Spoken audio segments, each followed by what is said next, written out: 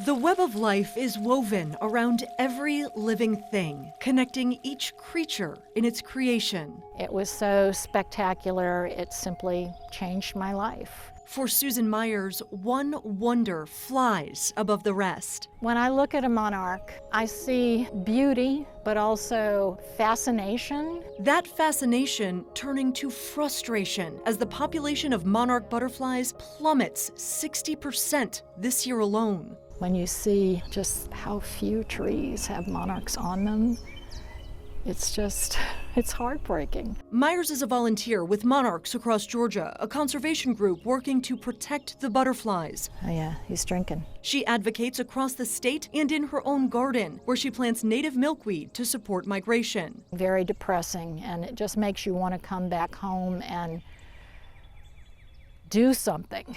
UGA professor Sonia Altizer is trying. Monarchs are part of an interconnected community or a web of life. She follows monarch migration from Canada across the U.S. to the mountaintops of Mexico, nearly 3,000 miles. They migrate the longest distance two-way of any insect species in the world. Constant movement, the color and the sound and the sights, and just to be surrounded by so much life and something so amazing is a life-changing experience. But she says climate change, the use of herbicides that kill milkweed, and now disease are drastically slowing migration. It could be on the order of 50 million monarchs, maybe, that aren't migrating successfully now because they're infected with this protozoan. She studies the protozoan parasite attacking monarchs in her lab. If they're infected, what we'll see is protozoan spores. Almost looks like dirt or coffee grinds. The parasite is passed from adult butterflies to caterpillars, causing millions of spores that cripple monarch wings. If you think about